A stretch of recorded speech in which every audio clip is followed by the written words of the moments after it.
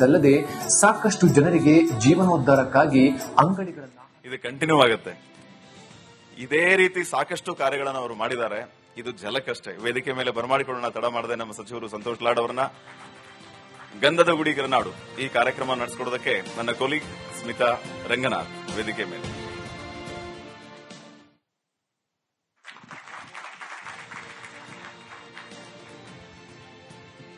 Good to have you sir. Actually ನನ್ನ ಮೊದಲ ಪ್ರಶ್ನೆನ ಶ್ರೀಪಾದ್ ಕತ್ ಬಿಟ್ರು, ಕ್ವಶನ್ ಪೇಪರ್ ಲೀಕ್ ಆಗೋಗಿತ್ತು. ನಾನು ಕೇಳೋಣ ಅನ್ಕೊಂಡಿದ್ದೆ, ಪೊಲಿಟಿಷಿಯನ್ಸ್ ಸೋಷಿಯಲ್ ಮೀಡಿಯಾ ಸೆನ್ಸೇಷನ್ ಆಗೋದು ಬಹಳ ಕಮ್ಮಿ ಸರ್, ಹೆಂಗ್ ಸಾಧ್ಯ ಇದು ಅಂತ. ಸೋಷಿಯಲ್ ಮೀಡಿಯಾ ಓಪನ್ ಮಾಡಿದ್ರೆ ಬರೋ ಪೊಲಿಟಿಷಿಯನ್ಸ್ ಪೈಕಿ ನೀವು ಅಗ್ರಗಣ್ಯರಾಗಿರ್ತೀರಿ. ವಾಟ್ ಮೇಕ್ಸ್ ದಿಸ್ ಅಂತ? ಐ ಆಮ್ ಲಕ್ಕಿ ಅಂತ ಹೇಳ್ಬೋದು. Thank you so much. People like ಮಾಡ್ತಾ ಇದ್ದಾರೆ, ತುಂಬಾ ಖುಷಿ ಆಗುತ್ತೆ. Thank you so much. Yes sir. Santosh Lad ಅವರು ಯಾವುದೇ ವಿಚಾರಕ್ಕೆ ಸಂಬಂಧಪಟ್ಟಂತೆ ಪ್ರಶ್ನೆ ಕೇಳಿದ್ರು ಕೂಡ ಮಾತನಾಡ್ತಾರೆ. ನೀವು ಕಾರ್ಮಿಕ ಇಲಾಖೆ ಸಚಿವರಾಗಿದ್ರು ಕೂಡ ನೀವು ಕೇವಲ ಒಂದು ಇಲಾಖೆಗೆ ಮಾತ್ರ ಸೀಮಿತವಾಗದೆ ಬೇರೆ ಎಲ್ಲಾ ವಿಚಾರವಾಗಿ ಮಾತನಾಡ್ತೀರಿ. ಹೀಗಾಗಿ ಇವತ್ತು ಸ್ಟೂಡೆಂಟ್ಸ್ ಕೂಡ ಜಾಸ್ತಿ ಇರೋದ್ರಿಂದ ಸಂತೋಷ್ ಲಾಡ್ ಅವರು ಏನ್ ಕಲ್ತಿದ್ದಾರೆ, ಇಷ್ಟೆಲ್ಲ ಹೆಂಗ್ ಅವರಿಗೆ ಜ್ಞಾನ ಸಂಪತ್ತಿ ವೃದ್ಧಿ ಆಯ್ತು, ಈ ಬಗ್ಗೆನೂ ಕ್ಯೂರಿಯಾಸಿಟಿ ಇರುತ್ತೆ. Before we get in deeper into the topic. Actually I have not completed B Com graduate ನಾನು. So apart from that I think interest ಬೇಕು ಲೈಫ್ನಲ್ಲಿ. ಆಸಕ್ತಿ ಇದ್ರೆ ಏನದು ಬೇಕಾದ್ರೆ ಕಲಿಬೇಕು ಅಂತಕ್ಕಂಥ ಉದಾಹರಣೆ ಬಹಳಷ್ಟು ಇದಾವೆ. ಸೊ ನನಗೆ ಸ್ವಲ್ಪ ಆಸಕ್ತಿ ಇದೆ, ಹಂಗಾಗಿ ಸ್ವಲ್ಪ ಓದ್ಕೊಳ್ಳೋದಾಗಿರ್ಲಿ ಅಥವಾ ಕೇಳ್ಕೊಳ್ಳೋದಾಗಿರ್ಲಿ ಅಥವಾ ನನಗೆ ಸಬ್ಜೆಕ್ಟ್ ಸಂಬಂಧ ಇಲ್ಲಿದ್ರು ಕೂಡ ಕೆಲವು ಸಂದರ್ಭದಲ್ಲಿ ಎಕ್ಸ್ಪರ್ಟ್ಸ್ನ ಕೇಳಿ ಕಲಿತಕ್ಕಂಥದ್ದು ಇನ್ನ ಆ ವ್ಯವಸ್ಥೆಯಲ್ಲಿದ್ದೀನಿ. ಹಂಗಾಗಿ ಸ್ವಲ್ಪ ಮಟ್ಟಿಗೆ ಅಲ್ಲಿ ಇಲ್ಲಿ ಬಾರೋಡ್ ನಾಲೆಜ್ ಅನ್ಬೋದು, ವಿಸ್ಡಮ್ ಅನ್ನೋದು ಸ್ವಲ್ಪ ದೇವ್ರು ಕೊಟ್ಟಿದೆ ಅಂತ ಹೇಳಲಿಕ್ಕೆ ಇಚ್ಛೆ ಬಯಸ್ತೇನೆ. Yes sir. ನಮ್ಮ ಇವತ್ತಿನ ಈ ಸಂವಾದದ ಹೆಸರು ಚಂದದ ಗಂಧದ ನಾಡು ಕರುನಾಡು. ಕರುನಾಡು ಆಲ್ರೆಡಿ ಸಂಪತ್ಭರಿತವಾದ ರಾಜ್ಯ. ಇದನ್ನ ಮತ್ತಷ್ಟು ಅಭಿವೃದ್ಧಿ ಪೂರ್ವಕವಾಗಿ ಮುಂದೆ ಕರ್ಕೊಂಡು ಹೋಗೋಕೆ ರಾಜಕೀಯ ಇಚ್ಛಾಶಕ್ತಿ ಕೂಡ ಬಹಳ ಮುಖ್ಯ. ಅದರಲ್ಲೂ ನಮ್ಮ GSDP ನೋಡಿದ್ರೆ ಗೊತ್ತಾಗುತ್ತೆ, ಬೇರೆ ಎಲ್ಲಾ ರಾಜ್ಯಗಳಿಗೆ ಕಂಪೇರ್ ಮಾಡಿದಾಗ we are in the right way ಅಂತ ಹೇಳಿ. ಸರ್, ಇದಕ್ಕೆ ರಾಜಕೀಯ ಸುಸ್ಥಿರತೆ ಅನ್ನೋದು ಎಷ್ಟು ಮುಖ್ಯ ಅಂತ? ಅಲ್ಲ, ಇದು ಎಂಡ್ಲೆಸ್ ಇದೆ. ಒಂದು GDP ಈ ಮಟ್ಟಕ್ಕೆ ಬೆಳಿಬೇಕಾಗಿದ್ರೆ ಕಳೆದ 5 ಡಿಕೇಡ್ ಅಂದ್ರೆ 50 ವರ್ಷಗಳಿಂದ ಪ್ಯಾನ್ ಇಂಡಿಯಾ ಗ್ರೋತ್ಗೆ Karnataka is contributing in highest standard ನಲ್ಲಿ ಫ್ರಮ್ 5.4% to 8% ವರೆಗೆ ನಾವು ಕಾಂಟ್ರಿಬ್ಯೂಟ್ ಮಾಡ್ತಾ ಇದ್ದೀವಿ. GST ನಲ್ಲಿ ನಂಬರ್ 2 ಇದ್ದೀವಿ, ಪರ್ ಕ್ಯಾಪಿಟಲ್ ಇನ್ಕಮ್ ನಲ್ಲಿ ನಂಬರ್ 1 ಇದ್ದೀವಿ.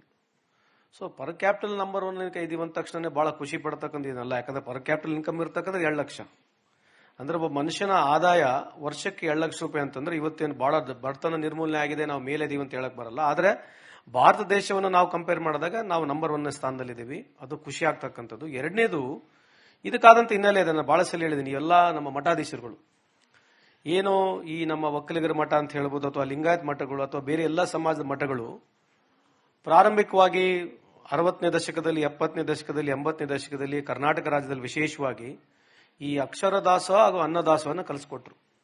ಅದು ಪ್ರಾಮಾಣಿಕವಾಗಿ ಬಹಳಷ್ಟು ಜನರಿಗೆ ಆರ್ಥಿಕವಾಗಿ ಶೈಕ್ಷಣಿಕವಾಗಿ ಬೆಳೀಲಿಕ್ಕೆ ಇವತ್ತು ಕಾರಣ ಆಗಿದ್ರೆ ಎಲ್ಲ ಮಠಾಧೀಶರ ಕೊಡುಗೆ ಇದೆ. ಅದ್ರ ಜೊತೆಗೆ ನಮ್ಮ ಕರ್ನಾಟಕ ಜನ ಎಂಟರ್ಪ್ರೈಸಿಂಗ್ ಇದ್ದಾರೆ. ಉದಾಹರಣೆಗೆ ಬೆಂಗಳೂರು ಅಂತಕ್ಕಂಥದ್ದೇ ತಗೊಂಡ್ರು ಕೂಡ ಇಲ್ಲಿ ಸ್ಟ್ಯಾಟಿಸ್ಟಿಕ್ಸ್ ಪ್ರಕಾರ 40% ಜನ ಔಟ್ಸೈಡರ್ಸ್ ಇದ್ರು ಕೂಡ 40-45% ಔಟ್ಸೈಡರ್ ಇದ್ರು ಕೂಡ ಎಲ್ಲ ವಿಭಿನ್ನವಾದ ಬೆಳೆ ರಾಜ್ಯಗಳಿಂದ ಬಂದಿರತಕ್ಕಂಥ ಜನ ಇದ್ರು ಕೂಡ ನಾವು ಅವ್ರ ಜೊತೆಗೆ ಒಂದು ಸಹಪಾಠಿಯಾಗಿ ಒಂದು ಬ್ರದರ್ಹುಡ್ ನಲ್ಲಿ ನಾವು ಅವ್ರನ್ನ ಎಕ್ಸೆಪ್ಟ್ ಮಾಡ್ಕೊಂಡಿದೀವಿ. ಹಂಗಾಗಿ ಇವತ್ತು ಕರ್ನಾಟಕದಲ್ಲಿ ಮೇಜರ್ ಅಟ್ರಾಕ್ಷನ್ ಇರತಕ್ಕಂಥದ್ದು Bangalore, which we always talk about IT sector ಅಂತ ನಾವು ಮಾತನಾಡ್ತಿದ್ವಿ. ಇವತ್ತು 9 ಲಕ್ಷಕ್ಕೂ ಹೆಚ್ಚು ಕೋಟಿ ಎಕ್ಸ್ಪೋರ್ಟ್ ಇಡೀ ಭಾರತ ದೇಶದಲ್ಲಿ ಆಗ್ತಾ ಇದ್ದಾರೆ. ಸುಮಾರು 43%, 4 ಲಕ್ಷ ಚಿಲ್ಲರ, 4,20,000 ಚಿಲ್ಲರ ಕರ್ನಾಟಕ ರಾಜ್ಯದಿಂದ ಎಕ್ಸ್ಪೋರ್ಟ್ ಆಗ್ತಕ್ಕಂಥದ್ದು ಎಲ್ಲರಿಗೂ ಗುರುತಿರತಕ್ಕಂಥದ್ದು. ಸೊ ಹಿಂಗಾಗಿ ಕರ್ನಾಟಕ ಅದಕ್ಕಾದಂತ ಒಂದು ಹಿನ್ನೆಲೆ ಇದೆ, ಅದಕ್ಕಾದಂತ ಜನನೇ ಕಾರಣರು. ಯಾಕಂದ್ರೆ ಯಾವುದೇ ಸರ್ಕಾರಗಳು ಬಂದ್ರು ಕೂಡ ಜನರು ಅಷ್ಟೇ ಕಾರಣೀಭೂತರಾಗಿರ್ತಾರೆ. ಸಕ್ಸಸ್ಫುಲ್ ಆಗಿ ಎಲ್ಲಾ ಸರ್ಕಾರಗಳು ಏನು ಪ್ರೋಗ್ರಾಮ್ಸ್ಗಳು ಕೊಟ್ಟಿದೆ ಅದರ ಮೂಲಕವಾಗಿ ಜನರ ಒಂದು ಇಚ್ಛಾಶಕ್ತಿಯಿಂದ ಇವತ್ತು ನಮ್ಮ ಸರ್ಕಾರ, ನಮ್ಮ ಕರ್ನಾಟಕ ರಾಜ್ಯ ಮೊದಲನೇ ಸ್ಥಾನದಲ್ಲಿದೆ ಅಂತ ಹೇಳಲಿಕ್ಕೆ ಇಚ್ಛೆ ಬಯಸ್ತೇನೆ. ನಿಮ್ಮ ಇಲಾಖೆ ಬಗ್ಗೆ ಪ್ರಶ್ನೆ ಕೇಳೋಣ ಅಂತಿದ್ದೆ, ಬಟ್ ನಿಮ್ಮ ಮಾತಿನ ಮಧ್ಯ ಕರ್ನಾಟಕದಲ್ಲಿ ಬ್ರದರ್ಹುಡ್ ಫೀಲಿಂಗ್ ಇರೋದಕ್ಕೆ ಬೇರೆ ರಾಜ್ಯದವರು ಇಲ್ಲಿ ಬಂದು ಕೆಲಸ ಮಾಡ್ತಿದ್ದಾರೆ ಅಂತ ಹೇಳಿದ್ರಿ. ಬಟ್ ಇದೇ ಕೆಲವೊಂದ್ಸತಿ ವಿವಾದಕ್ಕೆ ಕಾರಣ ಆಗ್ತಿದೆ ಸರ್. ನಿಮ್ ಗಮನಕ್ಕೂ ಅನೇಕ ಬಾರಿ ಬಂದಿರುತ್ತೆ. ಕನ್ನಡದ ಅಸ್ಮಿತೆ ಬಗ್ಗೆ ಕನ್ನಡಿಗರು ಮಾತನಾಡ್ಬಿಟ್ರೆ ಹೊರಗಿನವ್ರು ನಾವು ಜಾಗ ಖಾಲಿ ಮಾಡ್ಕೊಂಡು ಹೋಗ್ತೀವಿ ಅಂತ ಧಮಕಿ ಹಾಕೋ ಮಟ್ಟಕ್ಕೆ. ಸೊ ಒಬ್ಬ ಸಚಿವರಾಗಿ, ಅದರಲ್ಲೂ ಕಾರ್ಮಿಕ ಇಲಾಖೆ ಸಚಿವರಾಗಿ ಈ ರೀತಿಯಾದ ವರ್ತನೆಗಳನ್ನ, ಧೋರಣೆಯನ್ನ ಯಾವ ರೀತಿ ಗಮನಿಸ್ತೀರಿ ನೀವು? ಯಾರು ಜಾಗ ಖಾಲಿ ಮಾಡಿ ಹೋಗಕ್ ಸಾಧ್ಯ ಇಲ್ಲ, ಸುಮ್ಮನೆ ಹೇಳ್ತಾರೆ ಅಷ್ಟೇ. ಇದು ಹೆಂಗಿರುತ್ತಂದ್ರೆ ಇದು ಇಡೀ ಪ್ರಪಂಚದಲ್ಲಿ ಇದೇನು ಹೊಸ್ತಾಗಲ್ಲ. ಕರ್ನಾಟಕ ಅಂತ ಇಡೀ ಪ್ರಪಂಚದಲ್ಲಿ ಈ ತರದ ವ್ಯವಸ್ಥೆಗಳು ಇದಾವೆ. You go America, you go UK, ಎಲ್ಲಾ ಕಡೆ ಇದೆ, ಸೇಮ್ ಸಮಸ್ಯೆ ಇದೆ. ಇದೇನಂದ್ರೆ ಒಂದು 5% 6% ಅಥವಾ ಎಲ್ಲೋ ಈ ತರದ ಘಟನೆಗಳನ್ನ ಲಾರ್ಜರ್ ಆಗಿ ಕಾಣುತ್ತೆ. ಅಷ್ಟು ಬಿಟ್ರೆ 95% ಈ ವ್ಯವಸ್ಥೆಯಲ್ಲಿ ಜನ ಹೊಂದ್ಕೊಂಡಿದ್ದಾರೆ. ಈ ತರ ಸಮಸ್ಯೆಗಳು ಎಲ್ಲಿ ಇಲ್ಲ. ಎಲ್ಲೋ ಒಂದು ಜಾಗದಲ್ಲಿ ಇಲ್ಲಿ ಬಂದಿರತಕ್ಕಂಥ ಸಂದರ್ಭದಲ್ಲಿ ಇದಕ್ಕೆ ಜಾಸ್ತಿ ಮಾಹಿತಿನೂ ಇದಕ್ಕೆ ಜಾಸ್ತಿ ನಾವು ಪ್ರಿಫರೆನ್ಸ್ ಕೊಡಬಾರ್ದು. ಆಮೇಲೆ ಇದಕ್ಕೆ ಜಾಸ್ತಿ ಪಬ್ಲಿಸಿಟಿನ ಕೊಡ್ಲಿಕ್ಕೆ ಹೋಗಬಾರ್ದು. ಯಾಕಂದ್ರೆ ಈ ದೇಶದಲ್ಲಿ ಇರತಕ್ಕಂಥ ವ್ಯವಸ್ಥೆಯಲ್ಲಿ ಎಲ್ಲರೂ ನಾವು ಭಾರತೀಯರೇ. So definitely when it comes to regional wise ಬಂದಾಗ ಕನ್ನಡ ಅಂತಕ್ಕಂಥ ನಮ್ಮ ಹೆಮ್ಮೆ ಇದೆ. ಸೊ ನಾವು ಹೆಂಗೆ ನಮ್ಮ ಕನ್ನಡಕ್ಕೆ ನಾವು ಗೌರವವನ್ನು ಕೊಡ್ತೀವಿ, ಅವರು ಕೂಡ ಇಲ್ಲಿ ಬಂದಾಗ ಕನ್ನಡಕ್ಕೆ ಗೌರವ ಕೊಡತಕ್ಕಂಥದ್ದು ಮಾಡಬೇಕು. ನಾವು ಬೇರೆ ರಾಜ್ಯಗಳಿಗೆ ಹೋದಾಗ ಅದೇ ರೀತಿಯ ಗೌರವ ಕೊಡತಕ್ಕಂಥದ್ದು ಇದೆ. ಅಷ್ಟು ಬಿಟ್ಟರೆ ಅದಕ್ಕಿಂತ ಜಾಸ್ತಿಯಾಗಿ ಏನು ಕಾಂಟ್ರವರ್ಸಿಗೆ ಮಾತನಾಡಕ್ಕೆ ಹೋಗಬಾರ್ದು ಅಂತ ತಮ್ಮಲ್ಲಿ ಮನವಿ ಮಾಡ್ಕೊಳ್ತೀವಿ. ಬಟ್ ಈ ತರದ ಕಾಂಟ್ರವರ್ಸಿ ಥರದ ಚರ್ಚೆ ಬಂದಾಗ ಪಕ್ಕದ ಆಂಧ್ರ ಹಾಗೆ ತೆಲಂಗಾಣ ನಮಗ್ ಬನ್ನಿ ಅಂತ ಹೇಳಿ ಮುಕ್ತವಾಗಿ ಆಹ್ವಾನ ಕೊಡ್ತಾ ಇರೋದು. ಸರ್, ನಿಜವಾಗ್ಲೂ ಕೂಡ ಒಬ್ಬ ಸಚಿವ ಸ್ಥಾನದಲ್ಲಿ ನಿಂತು ನೀವು ನೋಡಿದಾಗ ಕರ್ನಾಟಕಕ್ಕೆ ಅಥವಾ ಫಾರ್ ಬೆಂಗಳೂರು ವಿಚಾರಕ್ಕೆ ಬಂದಾಗ ನಿಜವಾಗ್ಲೂ ತೆಲಂಗಾಣ ಹಾಗೆ ಆಂಧ್ರ ಟಫ್ ಕಾಂಪಿಟೇಷನ್ ಕೊಡೋ ಹಂತಕ್ಕೆ ನಮ್ಮಲ್ಲಿರುವ ಇನ್ಫ್ರಾಸ್ಟ್ರಕ್ಚರು, ನಮ್ಮಲ್ಲಿರುವ ಲೇಬರು, ಇಲ್ಲಿನ ಸ್ಕಿಲ್ಲು ಕಾಂಪೀಟ್ ಮಾಡೋ ಲೆವೆಲ್ಗೆ ನಮಗೆ ಕಾಂಪಿಟೇಟರ್ ಅನ್ನೋ ಲೆವೆಲ್ಗೆ ಇದೆಯಾ ಎರಡು ರಾಜ್ಯಗಳು ಅಂತ? ಈಗ ವೆಸ್ಟ್ ಆಫ್ರಿಕಾದಲ್ಲಿ ಕೂಡ ಕರೀತಾರೆ ಬರ್ರಿ ಅಂತೇಳಿ, ಆಫ್ರಿಕಾನ ಕೂಡ ಕರೀತಾರೆ. ಜನ ಹೋಗಲ್ಲ. ವ್ಯವಹಾರ ಮಾಡೋರು ಎಲ್ಲಿ ಹೋಗ್ಬೇಕಂತಕ್ಕಂಥ ಅವರಿಗೆ ಗುರುತಿರುತ್ತವ್ರು ಹೋಗ್ತಾರೆ. ಸೊ ಅದು ಆಕ್ಚುಲಿ ನಾನು ಅವತ್ತು ಪ್ರತಿಕ್ರಿಯೆ ಮಾಡಿದೆ. ಆ ಸಂದರ್ಭದಲ್ಲಿ ಆ ರೀತಿ ಮಾತನಾಡತಕ್ಕಂಥದ್ದು ಸರಿಯಲ್ಲ. ಇಲ್ಲೇನೋ ಆಕಸ್ಮಿಕವಾಗಿ ಏನೋ ಒಂದು ಲ್ಯಾಂಡ್ ಅಕ್ವಿಷನ್ ವಾಪಸ್ ಬಿಡಬೇಕು, ಲ್ಯಾಂಡ್ ನ ಬಿಟ್ಟು ಕೊಡಬೇಕಂತೇಳಿ ಮುಖ್ಯಮಂತ್ರಿ ಸರ್ಕಾರ ಯಾವತ್ತು ತೀರ್ಮಾನ ಮಾಡಿದಾಗ ಅವನು ಅವತ್ತಿಂದ ಅವತ್ತೇ ಬಂದು ಟ್ವೀಟ್ ಮಾಡಿ ನೀವಿಲ್ಲಿ ಬನ್ನಿ ಅಂತ ಹೇಳ್ತಕ್ಕಂಥದ್ದು ಅದು ಸರಿಯಲ್ಲ ಅಂತ ನನ್ನ ವೈಯಕ್ತಿಕ ಅಭಿಪ್ರಾಯ. ಬಟ್ ಈ ತರದೆಲ್ಲ ಫುಲ್ ಪ್ರೂಫ್ ಇದೆ ಈ ದೇಶ. ಈ ತರ ಸ್ಕೀಮ್ಗಳಿಗೆ, ಈ ತರ ಮಾತುಗಳಿಗೆ ಮೀರಿ ಹೋಗ್ತಾ ಇರುತ್ತೆ. ಬಿಸ್ನೆಸ್ ಅಂತಕ್ಕಂಥದ್ದು ಕೇವಲ ಲ್ಯಾಂಡ್ ಫ್ರೀ ಕೊಟ್ಬಿಡ್ತೀವಿ ಅಂದ ತಕ್ಷಣ ಹೋಗೋದಿಲ್ಲ. ಅದಕ್ಕಾದಂತ ರಿಸೋರ್ಸಸ್ ಬೇಕು. ಆ ರಿಸೋರ್ಸಸ್ ಕರ್ನಾಟಕದಲ್ಲಿ ಯಾವಾಗಲೂ ಇದೆ. ಹಂಗಾಗಿ ಐ ಪರ್ಸನಲಿ ಫೀಲ್ ಕರ್ನಾಟಕದ ಜನತೆ, ಕರ್ನಾಟಕ ಜನ ಇಲ್ಲಿರ್ತಕ್ಕಂಥ ಸ್ಕಿಲ್ಗೆ ಬಹಳ ಕಷ್ಟ. ಬೇರೆ ಸ್ಟೇಟ್ಗಳು ಕಾಂಪೀಟ್ ಮಾಡತಕ್ಕಂಥ ಬಹಳ ಕಷ್ಟ. ರಿಸೋರ್ಸ್ ಬಗ್ಗೆ ಮಾತನಾಡುವಾಗ ನಮ್ಮ ಲೇಬರ್ಸ್ ಇದಲ್ಲದೆ ಸಾಕಷ್ಟು ಜನರಿಗೆ ಜೀವನೋದ್ಧಾರಕ್ಕಾಗಿ ಅಂಗಡಿಗಳನ್ನ ಇದು ಕಂಟಿನ್ಯೂ ಆಗುತ್ತೆ. ಇದೇ ರೀತಿ ಸಾಕಷ್ಟು ಕಾರ್ಯಗಳನ್ನು ಅವರು ಮಾಡಿದ್ದಾರೆ. ಇದು ಜಲಕ್ಕಷ್ಟೇ. ವೇದಿಕೆ ಮೇಲೆ ಬರಮಾಡಿಕೊಳ್ಳೋಣ ತಡ ಮಾಡದೆ ನಮ್ಮ ಸಚಿವರು ಸಂತೋಷ್ ಲಾಡ್ ಅವರನ್ನ ಗಂಧದ ಗುಡಿ ಗರನಾಡು ಈ ಕಾರ್ಯಕ್ರಮ ನಡೆಸಿಕೊಡೋದಕ್ಕೆ ನನ್ನ ಕೊಲೀಗ್ ಸ್ಮಿತಾ ರಂಗನಾಥ್ ವೇದಿಕೆ ಮೇಲೆ.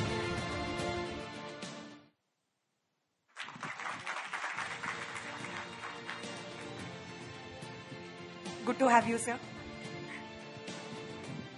ಆಕ್ಚುಲಿ ನನ್ನ ಮೊದಲ ಪ್ರಶ್ನೆನ ಶ್ರೀಪಾದ್ ಕದ್ಬಿಟ್ರು, ಕ್ವಶನ್ ಪೇಪರ್ ಲೀಕ್ ಆಗೋಗಿತ್ತು. ನಾನು ಕೇಳೋಣ ಅನ್ಕೊಂಡಿದ್ದೆ, ಪೊಲಿಟಿಷಿಯನ್ಸ್ ಸೋಷಿಯಲ್ ಮೀಡಿಯಾ ಸೆನ್ಸೇಷನ್ ಆಗೋದು ಬಹಳ ಕಮ್ಮಿ ಸರ್, ಹೆಂಗ್ ಸಾಧ್ಯ ಇದು ಅಂತ.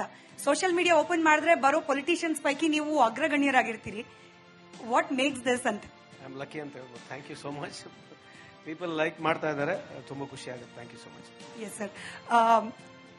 ಸಂತೋಷ್ ಲಾಡ್ ಅವರು ಯಾವುದೇ ವಿಚಾರಕ್ಕೆ ಸಂಬಂಧಪಟ್ಟಂತೆ ಪ್ರಶ್ನೆ ಕೇಳಿದ್ರು ಕೂಡ ಮಾತನಾಡ್ತಾರೆ. ನೀವು ಕಾರ್ಮಿಕ ಇಲಾಖೆಯ ಸಚಿವರಾಗಿದ್ರು ಕೂಡ ನೀವು ಕೇವಲ ಒಂದು ಇಲಾಖೆಗೆ ಮಾತ್ರ ಸೀಮಿತವಾಗದೆ ಬೇರೆ ಎಲ್ಲಾ ವಿಚಾರವಾಗಿ ಮಾತನಾಡ್ತೀರಿ. ಹೀಗಾಗಿ ಇವತ್ತು ಸ್ಟೂಡೆಂಟ್ಸ್ ಕೂಡ ಜಾಸ್ತಿ ಇರೋದ್ರಿಂದ ಸಂತೋಷ್ ಲಾಡ್ ಅವ್ರು ಏನ್ ಕಲ್ತಿದ್ದಾರೆ, ಇಷ್ಟೆಲ್ಲ ಹೆಂಗ್ ಅವರಿಗೆ ಜ್ಞಾನ ಸಂಪತ್ತಿ ವೃದ್ಧಿ ಆಯ್ತು, ಈ ಬಗ್ಗೆನೂ ಕ್ಯೂರಿಯಾಸಿಟಿ ಇರುತ್ತೆ. Before we get in deeper into the topic.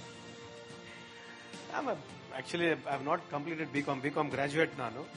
So apart from that, I think interest ಬೇಕು ಲೈಫ್ನಲ್ಲಿ. ಆಸಕ್ತಿ ಇದ್ರೆ ಏನಾದ್ರು ಬೇಕಾದ್ರೆ ಕಲಿಬೇಕು ಅಂತಕ್ಕಂಥ ಉದಾಹರಣೆ ಬಹಳಷ್ಟು ಇದಾವೆ. ಸೊ ನನಗೆ ಸ್ವಲ್ಪ ಆಸಕ್ತಿ ಇದೆ. ಹಂಗಾಗಿ ಸ್ವಲ್ಪ ಓದ್ಕೊಳ್ಳೋದಾಗಿರ್ಲಿ ಅಥವಾ ಕೇಳ್ಕೊಳ್ಳೋದಾಗಿರ್ಲಿ ಅಥವಾ ನನಗೆ ಸಬ್ಜೆಕ್ಟ್ಸ್ ಸಂಬಂಧ ಇಲ್ಲಿದ್ರು ಕೂಡ ಕೆಲವು ಸಂದರ್ಭದಲ್ಲಿ ಎಕ್ಸ್ಪರ್ಟ್ಸ್ನ ಕೇಳಿ ಕಲಿತಕ್ಕಂಥದ್ದು ಇನ್ನ ಆ ವ್ಯವಸ್ಥೆಯಲ್ಲಿದ್ದೀನಿ. ಹಂಗಾಗಿ ಸ್ವಲ್ಪ ಮಟ್ಟಿಗೆ ಅಲ್ಲಿ ಇಲ್ಲಿ ಬಾರೋಡ್ ನಾಲೆಜ್ ಅನ್ಬೋದು, ವಿಸ್ಡಮ್ ಅನ್ನೋದು ಸ್ವಲ್ಪ ದೇವ್ರು ಕೊಟ್ಟಿದೆ ಅಂತ ಹೇಳಿಕ್ಕೆ ಇಚ್ಛೆ ಬಯಸ್ತೇನೆ. Yes sir. ನಮ್ಮ ಇವತ್ತಿನ ಈ ಸಂವಾದದ ಹೆಸರು ಚಂದದ ಗಂಧದ ನಾಡು ಕರ್ನಾಡು. ಕರ್ನಾಡು ಆಲ್ರೆಡಿ ಸಂಪತ್ಭರಿತವಾದ ರಾಜ್ಯ. ಇದನ್ನ ಮತ್ತಷ್ಟು ಅಭಿವೃದ್ಧಿ ಪೂರ್ವಕವಾಗಿ ಮುಂದೆ ಕರ್ಕೊಂಡು ಹೋಗೋಕೆ ರಾಜಕೀಯ ಇಚ್ಛಾಶಕ್ತಿ ಕೂಡ ಬಹಳ ಮುಖ್ಯ. ಅದರಲ್ಲೂ ನಮ್ಮ GSDP ನೋಡಿದ್ರೆ ಗೊತ್ತಾಗುತ್ತೆ, ಬೇರೆ ಎಲ್ಲಾ ರಾಜ್ಯಗಳಿಗೆ ಕಂಪೇರ್ ಮಾಡಿದಾಗ we are in the right way ಅಂತ ಹೇಳಿ. ಸರ್, ಇದಕ್ಕೆ ರಾಜಕೀಯ ಸುಸ್ಥಿರತೆ ಅನ್ನೋದು ಎಷ್ಟು ಮುಖ್ಯ ಅಂತ? ಅಲ್ಲ, ಇದು ಎಂಡ್ಲೆಸ್ ಇದೆ. ಒಂದು GDP ಈ ಮಟ್ಟಕ್ಕೆ ಬೆಳಿಬೇಕಾಗಿದ್ರೆ ಕಳೆದ 5 ಡಿಕೆಡ್ ಅಂದ್ರೆ 50 ವರ್ಷಗಳಿಂದ ಪ್ಯಾನ್ ಇಂಡಿಯಾ ಗ್ರೋತ್ಗೆ Karnataka is contributing in highest standard ನಲ್ಲಿ ಫ್ರಮ್ 5.4% to 8% ವರೆಗೆ ನಾವು ಕಾಂಟ್ರಿಬ್ಯೂಟ್ ಮಾಡ್ತಾ ಇದ್ದೀವಿ. GST ನಲ್ಲಿ ನಂಬರ್ 2 ಇದ್ದೀವಿ. ಪರ್ ಕ್ಯಾಪಿಟಲ್ ಇನ್ಕಮ್ ನಲ್ಲಿ ನಂಬರ್ 1 ಇದ್ದೀವಿ. ಸೊ ಪರ್ ಕ್ಯಾಪಿಟಲ್ ನಂಬರ್ 1 ಇದೀವಿ ಅಂದ ತಕ್ಷಣ ಬಹಳ ಖುಷಿ ಪಡ್ತಕ್ಕಂಥದ್ದಲ್ಲ. ಯಾಕಂದ್ರೆ ಪರ್ ಕ್ಯಾಪಿಟಲ್ ಇನ್ಕಮ್ ಇರ್ತಕ್ಕಂಥ 2 ಲಕ್ಷ ಅಂದ್ರೆ ಒಬ್ಬ ಮನುಷ್ಯನ ಆದಾಯ ವರ್ಷಕ್ಕೆ 2 ಲಕ್ಷ ರೂಪಾಯಿ ಅಂತಂದ್ರೆ ಇವತ್ತೇನು ಬಹಳ ಬಡತನ ನಿರ್ಮೂಲನೆ ಆಗಿದೆ, ನಾವು ಮೇಲೆದೀವಿ ಅಂತ ಹೇಳಕ್ ಬರಲ್ಲ. ಆದ್ರೆ ಭಾರತ ದೇಶವನ್ನು ನಾವು ಕಂಪೇರ್ ಮಾಡಿದಾಗ ನಾವು ನಂಬರ್ 1 ಸ್ಥಾನದಲ್ಲಿದ್ದೀವಿ. ಅದು ಖುಷಿ ಆಗ್ತಕ್ಕಂಥದ್ದು. ಎರಡನೇದು, ಇದಕ್ಕೆ